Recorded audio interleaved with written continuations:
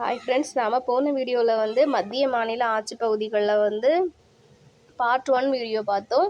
இப்போது இதில் வந்து பார்ட் 2ல் வந்து நம்ம என்ன பார்க்கலான்னா, இப்போ மாநிலங்கள்லாம் வந்து எப்படி மறுசீரமைக்கிறாங்க. ஏன்னா மாநிலங்கள் இப்போ நம்ம எடுத்துக்காட்டுக்கு எடுத்துக்கிட்டோன்னா, இப்போ சென்னை மாகாணம் அந்த டைமில் 1950 வந்து நம்ம சென்னை மாகாணத்துக்குள்ளாடியே வந்து மொத்தம் ஆந்திரா, கேரளா, கர்நாடகா, தமிழ்நாடு 4 மாநிலங்கள் சேர்ந்து ஒரே மாகாணத்தில் இருந்துச்சு. அப்போது இந்த மாநிலங்களை நம்ம எப்படி பிரிக்கலாம், எதை வச்சு பிரிக்கலான்னு சொல்லிட்டு பிளான் பண்ணுறதுக்காக தான் அடுத்து இந்த வீடியோவில் நம்ம பார்க்க போகிறோம்.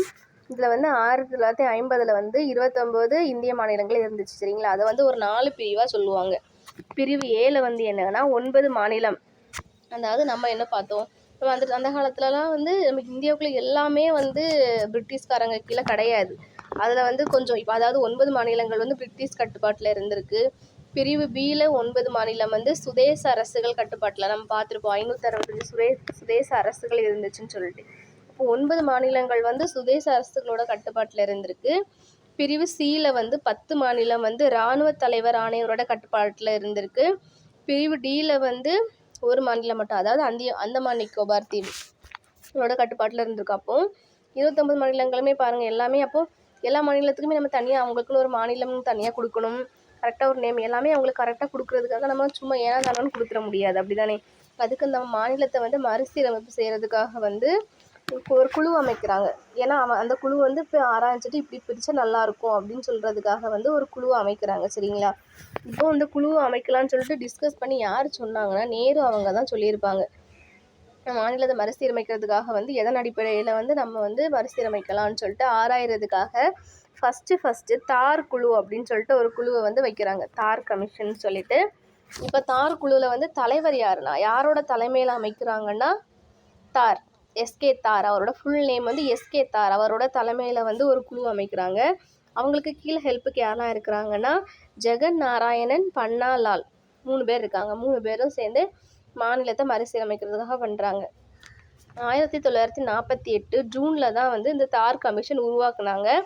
அவங்க வந்து எப்போ வந்து அறிக்கை கொடுத்தாங்கன்னா 1948 டிசம்பரில் தான் அறிக்கையை கொடுக்குறாங்க, சரிங்களா? அப்போ ஃபஸ்ட்டு மாநில அமைக்கிறதுக்காக அமைக்கப்பட்ட முதல் குழு என்னதுன்னா தார் கமிஷன், அதாவது எஸ்கே தார். அதில் 3 பேர் இருக்காங்க. அவங்க வந்து 1948 ஜூனில் வந்து அந்த கமிஷனை உருவாக்குறாங்க. டிசம்பரில் வந்து அறிக்கையை சப்மிட் பண்ணுறாங்க. அப்போ இவங்ககிட்ட நம்ம இவங்கெல்லாம் எதுக்கு அமைச்சாங்க, மாநிலத்தை வந்து எப்படி மறுசீரமைக்கலாம்னு சொல்லி நீங்கள் அதாவது நீங்கள் வந்து ஆராய்ச்சி பண்ணிட்டு சொல்லுங்கள் அப்படின்னு சொல்கிறதுக்காக தான் அமைச்சாங்க.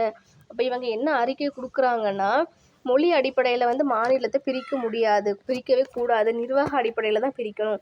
இப்போ மொழி அடிப்படையில் பிரித்தோன்னா வந்து ஏதாவது ப்ராப்ளம் வரும் அப்படின்னு சொல்லிட்டு நீங்கள் மொழி அடிப்படையில் பிரிக்க வேண்டாம். உங்களோட நிர்வாகம் நீங்கள் உங்கள் நிர்வாகம் நீங்கள் வந்து எப்படி நிர்வாகம் பண்ணணும், உங்களுக்கு ஈஸியாக இருக்கிற மாதிரி நீங்கள் பிரிங்க அப்படின்னு சொல்லிட்டாங்க. ஆனால் நேரு அவங்களுக்குலாம் வந்து மொழி அடிப்படையில் பிரிக்கலாமே. இப்போ மொழி அடிப்படையில் பிரித்தா இப்போ ஆந்திராவில் வந்து தெலுங்கு பேசுகிறவங்களாம் போயிடுவாங்க, தமிழ்நாட்டில் வந்து தமிழ் பேசுகிறவங்களெல்லாம் வந்து தமிழ்நாட்டில் வழியாக பிரித்து வச்சிடலாம் அப்படின்னு சொல்லி அப்போ அவங்களுக்கு ஈஸியாக இருக்குமேன்னு சொல்லிட்டு அந்த நேரு அவங்க சொல்கிறாங்க. ஆனால் இவங்க வந்து ஆராய்ந்து பார்த்துட்டு என்ன சொல்கிறாங்கன்னா, அந்த கமிஷன்ஸ் என்ன சொல்கிறாங்கன்னா, வேண்டாம், மொழி அடிப்படையில் பிரிச்சுன்னா ப்ராப்ளம் வரும். அப்போ அவங்க அந்த மொழிக்காரங்க எல்லாமே சேர்ந்து கொஞ்சம் அதுக்கு நிறைய ப்ராப்ளம்லாம் இருக்குது, நீங்கள் அப்படி பிரிக்க வேண்டாம் அப்படின்னு சொல்லிட்டு தார் கமிஷன் சொல்கிறாங்க.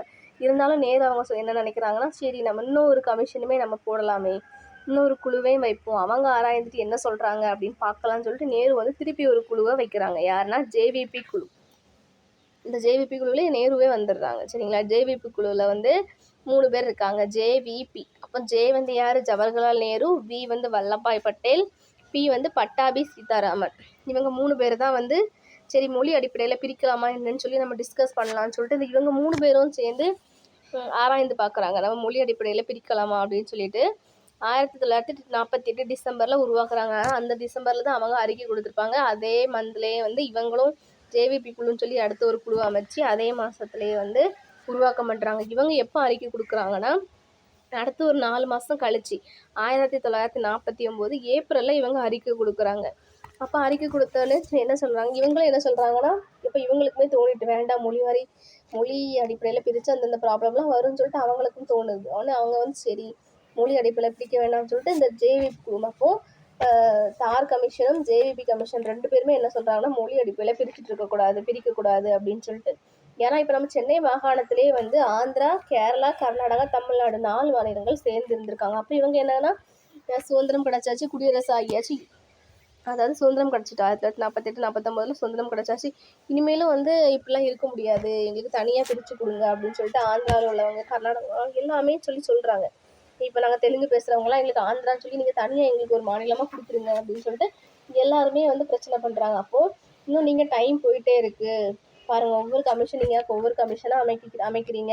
அவங்களும் மொழிவாரி அடிப்படையில் பிரிக்கக்கூடாதுன்னு சொல்கிறாங்க. இந்த மாதிரி எங்களுக்கு டைம் ஆகிட்டுருக்கு, ஒவ்வொரு மாதமாக போயிட்டுருக்கு.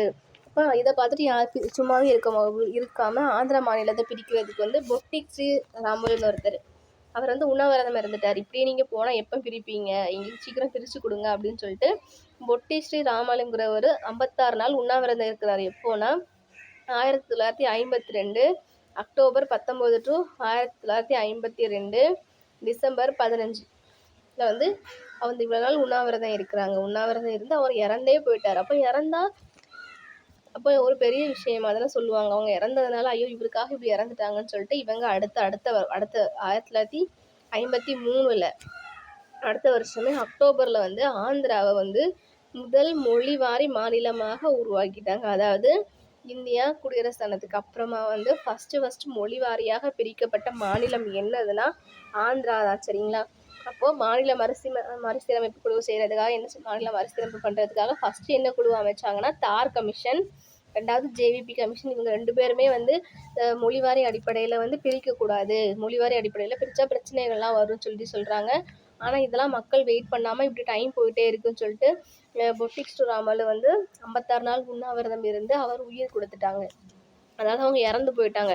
அதனால் வந்து ஃபஸ்ட்டு அப்புறம் மக்கள்லாம் போராட்டம் பண்ண ஆரம்பித்ததுனால ஃபஸ்ட்டு இந்தியா வந்து குடியரசு ஆனதுக்கு அப்புறமா ஃபஸ்ட்டு முதல் மொழிவாரி மாநிலமாக வந்து ஆந்திராவை பிரிக்கிறாங்க. சரி, இப்போ ஆந்திராவை பிரித்து கொடுத்தாச்சு. அதுக்கப்புறமா வந்து இப்போது கன்ஃபார்ம் ஆகிட்டு, ஏன்னா மொழிவாரி அடிப்படையில் ஃபஸ்ட்டு ஆந்திராவை வந்து பிரித்து கொடுத்துட்டாங்க. அப்போ பிரச்சனையெல்லாம் ஆனதுக்கப்புறம் என்ன பண்ணுறாங்கன்னா, சரி இப்போ மொழிவாரி அடிப்படையில் தான் வந்து நம்ம பிரிக்கணும்னு ஆயிட்டு, இப்போ அதை எப்படி பிரிக்கலாம்னு சொல்லிட்டு அடுத்து பிளான் பண்ணுறாங்க. சரி, இப்போ சுதந்திரத்துக்கு அதுக்கப்புறமா 1953 வந்து ஃபஸ்ட்டு சுதந்திரத்துக்கு பின் முதல் மொழிவாரி மாநிலமாக பிரிக்கப்பட்ட மாநிலம் வந்து ஆந்திரா. அதே நேரம் சுதந்திரத்துக்கு முன்னாடியே 1936 முதலில் பிரிக்கப்பட்ட மொழிவாரி மாநிலம் என்னன்னா ஒடிசா. சரிங்களா? இது வந்து இம்பார்ட்டன்ட், நோட் பண்ணி வச்சுக்கோங்க.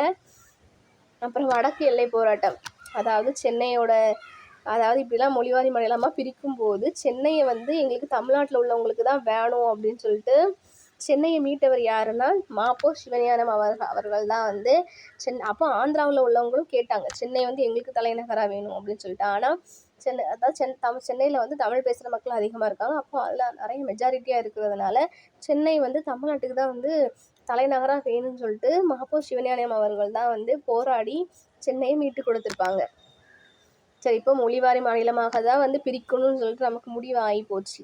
அப்போது பசல் அலி குழுன்னு ஒரு கமிஷன் அமைக்கிறாங்க. ஃபஸ்ட்டு தார் கமிஷன், அடுத்து ஜேவிபி கமிஷன், அடுத்து பசல் அலி கமிஷன் அமைக்கிறாங்க 1953 டிசம்பரில். சரிங்களா? 53